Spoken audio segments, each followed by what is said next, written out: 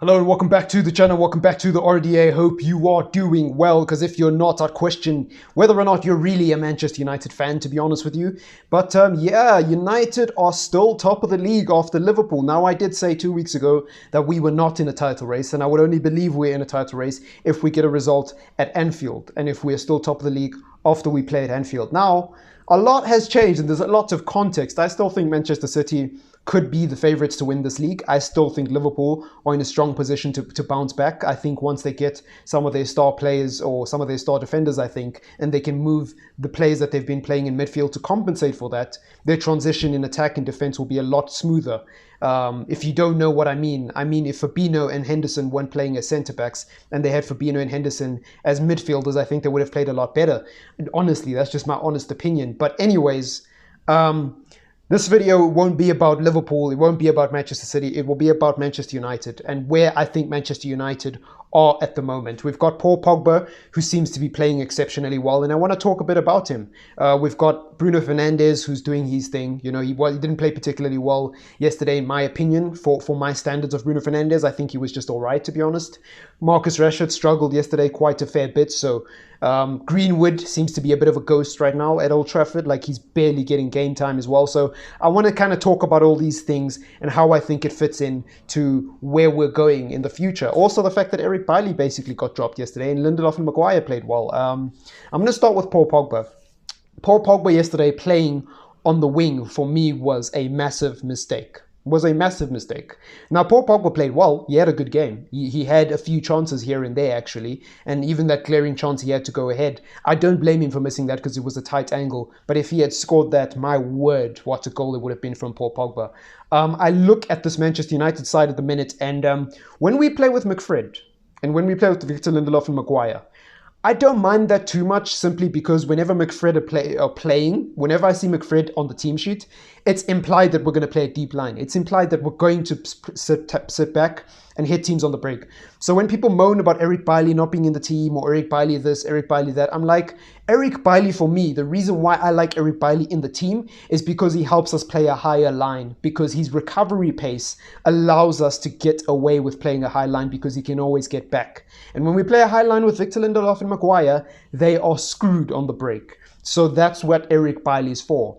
Yesterday, we weren't playing a high line, so Victor Lindelof and Maguire worked. That's not rocket science.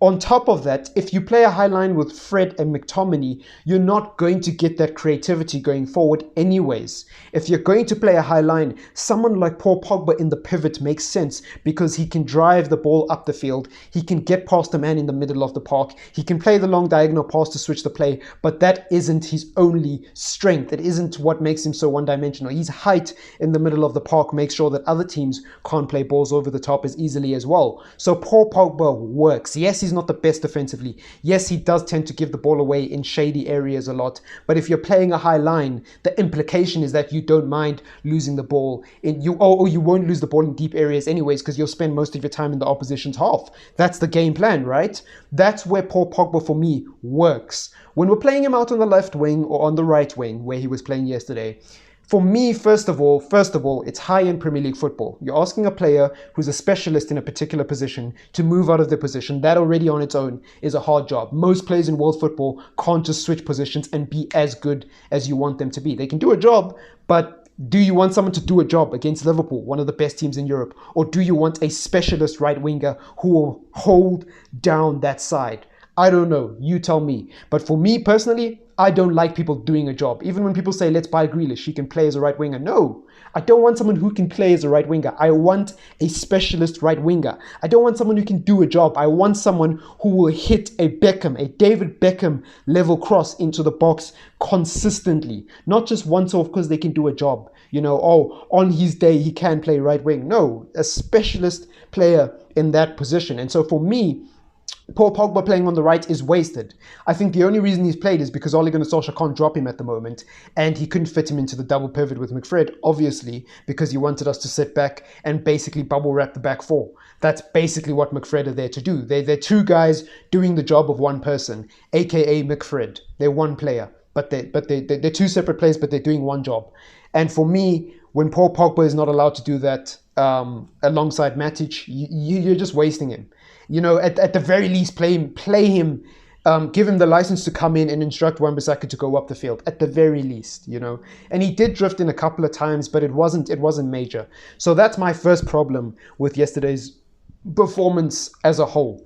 But furthermore, if we're going to go forward, we need to get Greenwood back in the team, in my opinion. I don't know what you guys think. Let me know in the comments down below. But for me, we have to get Mason Greenwood back into the team, because yesterday Marcus Rashford wasn't playing well. And I thought, you might as well bring Greenwood on. What's the worst that could happen? What is the worst that could happen? You might as well bring Mason Greenwood on, or bring Dan James on, fam. Bring Dan James on, because at least with Dan James, you get the shape consistently. Also, another problem I had yesterday, Martial's a very polarizing figure at the moment. I understand that Martial's work off the ball and his link-up play off the ball is magnificent. But at the moment, we need a striker. We don't need a hold-up merchant. We need a striker. We need a number 9 who's going to score. Edison Cavani yesterday, when he came on in the last 10 minutes, or in the first sort of 10 minutes after he came on, he made a difference. He won us a free kick.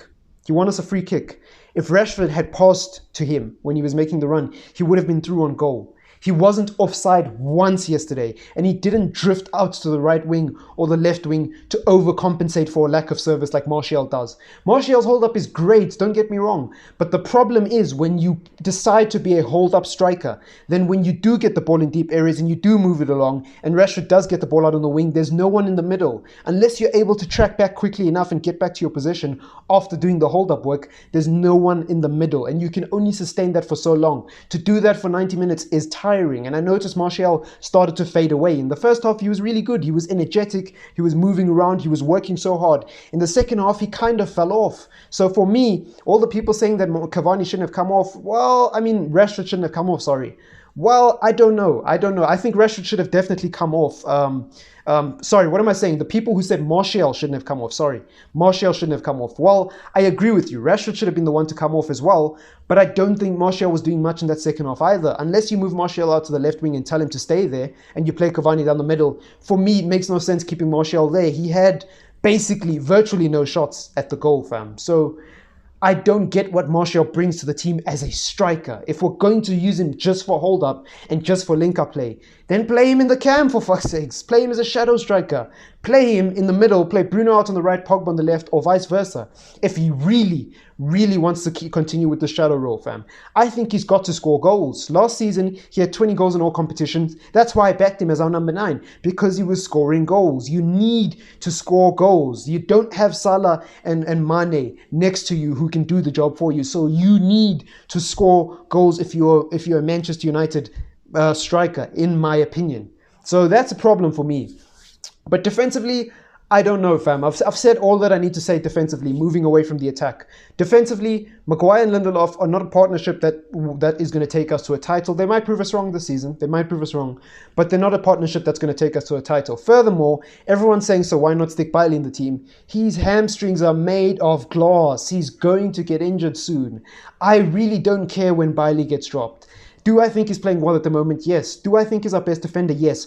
Do I think he can sustain this form? No, because he's going to get injured. So for me, there's no point playing Bailey week in, week out, because at the point when he gets injured, you're going to need a plan B. And that plan B is most likely Victor Lindelof and Maguire. If that plan B is going to turn into a plan A, it might as well be your plan A now, in my opinion. We should be pressuring this club to sign a centre-back. Instead, we're pressuring them to start Bailey, who we know is injury-prone. So for me, I don't know, fam. For me, it is an interesting situation with Manchester United at the moment. I don't know how long we can sustain this form, but we'll just have to wait and see. We will just have to wait and see. Let me know in the comments down below how long you think we can sustain this top position. And if you seriously think we're going to win the league. But without keeping here too long, it's been your boy TripleM. Catch you in the next one. Peace.